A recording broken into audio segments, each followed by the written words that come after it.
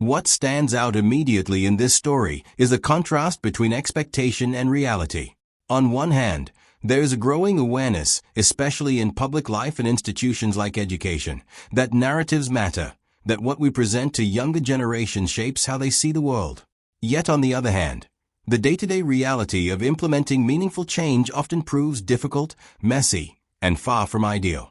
That tension between intention and execution mirrors, in an unexpected way, the life story of Eduardo Mapelli Mozzi, a man whose polished exterior conceals a far more layered and complicated journey. At first glance, his life reads like something out of a modern fairy tale. Charming, wealthy, and impeccably dressed, he entered one of the most scrutinized families in the world, not with loud fanfare, but almost quietly, through what might be described as a side door. While global attention fixated on the turbulence surrounding the British royal family, he was steadily building his own path, eventually winning the heart of Princess Beatrice and establishing a life that appears enviable by nearly any standard. But as with most stories that seem too perfect on the surface, the deeper reality is far more intricate. There is something undeniably captivating about him. His demeanor carries a sense of calm assurance, the kind of quiet confidence that makes people lean in rather than step back. It is the sort of presence often described in literature, like one of those rare smiles that conveys reassurance without effort. Yet behind that composed exterior lies a story filled with unexpected turns, broken engagements, a child from a previous relationship, a royal wedding that nearly went unnoticed, and a web of family dynamics that would rival any dramatic narrative. To understand him properly, it helps to begin with the basics, though even those are far from ordinary. His name alone, Eduardo Mapelli Mozzi, feels almost historical, as if it belongs to another era. And in many ways, it does. He is not simply a modern businessman who climbed the ladder through sheer hustle. Technically, he holds the title of Count, a hereditary distinction granted to his family in 1913 by King Victor Emmanuel III of Italy. Although Italy abolished its monarchy in 1946, families like his have continued to carry the legacy forward, preserving a sense of identity tied to centuries of lineage. That lineage reportedly stretches back even further, to connections with historical European royalty, including ties to the era of Frederick II. This is not just a family tree. It is more like a living archive of aristocracy, influence, and continuity.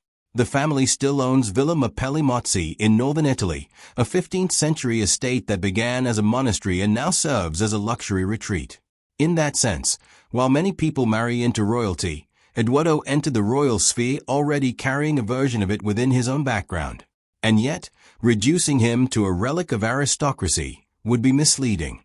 He is very much a man of the present. Educated at prestigious institutions, including the Dragon School in Oxford, Radley College, and later the University of Edinburgh, he had access to opportunities that few experience.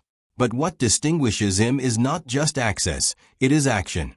By his early 20s, he had already founded Banda Property, a high-end real estate and interior design company catering to London's elite. The company quickly became synonymous with luxury. Its projects emphasized not just architecture, but lifestyle, spaces designed to evoke emotion as much as functionality. Under his leadership, Banda oversaw developments worth hundreds of millions of dollars.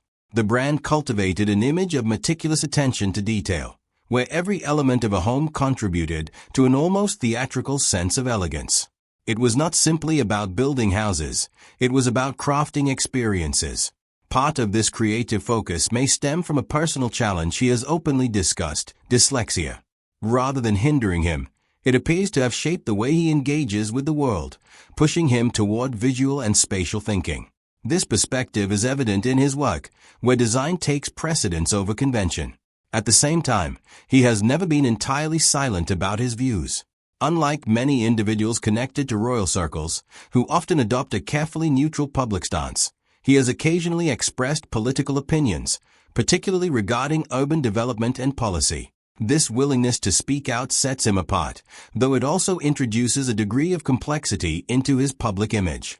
Because for every success story, there is usually a counterpoint. Critics have questioned aspects of his business narrative, particularly claims about developing undervalued areas in London when some projects were located in already affluent neighborhoods like Notting Hill. There have also been setbacks, including an ambitious development project in Australia that ultimately collapsed. Such moments serve as reminders that even the most polished careers are not without missteps. But the business side of his life is only part of the story. Before his relationship with Princess Beatrice, he was engaged to Dara Hoang, a successful architect in her own right. Together, they had a son, Christopher Wolfie Mapelli Motzi. By all appearances, their relationship seemed stable, even ideal. Yet by 2018, the engagement had ended. The details of that separation remain largely private, a rarity in an age of constant exposure.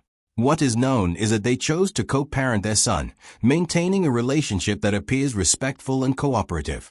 This dynamic adds an important dimension to the story, particularly as Wolfie became part of Eduardo's life with Princess Beatrice. When Eduardo and Beatrice began their relationship, it was not the result of a chance meeting. Their families had known each other for years, moving within overlapping social circles. What eventually developed into a romantic relationship had, in a sense, been quietly forming in the background for decades. Their engagement in 2019 marked a significant moment, but it was followed by a series of events that reshaped their plans entirely. The original vision for their wedding, a grand royal ceremony, was disrupted first by the controversy surrounding Prince Andrew and later by the global COVID-19 pandemic. What was intended to be a large public celebration became a small, private ceremony attended by only close family. And yet, despite its reduced scale, the wedding carried deep symbolic weight. Princess Beatrice wore a vintage gown belonging to Queen Elizabeth II, along with the Queen's diamond fringe tiara. In a ceremony stripped of much of its public spectacle, these elements connected the event to royal history in a profound way.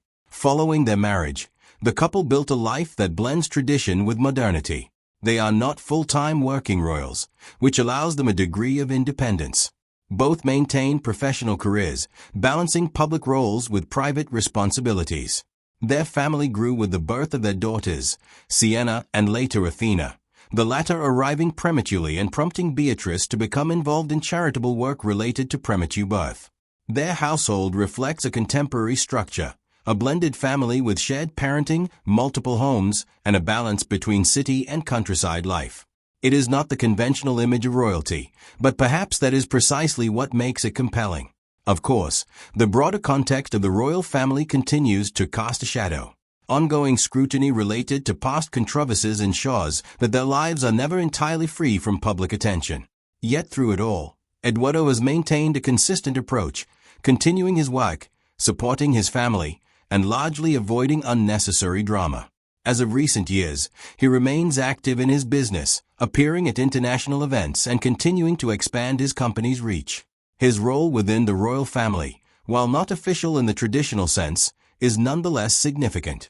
He represents a bridge between worlds, aristocracy and modern entrepreneurship, tradition and change.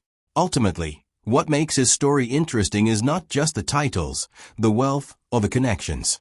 It is the way he navigates complexity. He is a man who entered a highly visible and often turbulent environment, carrying his own history and responsibilities, and managed to integrate those elements into something that, at least from the outside, appears stable. There is no simple narrative here, no straightforward fairy tale. Instead, there is a layered story about identity, adaptation, and the quiet effort required to sustain both personal and public roles. And perhaps that is what resonates most, not the grandeur, but the steadiness. In a world often defined by spectacle, sometimes the most remarkable thing is simply showing up, again and again, and building something that lasts.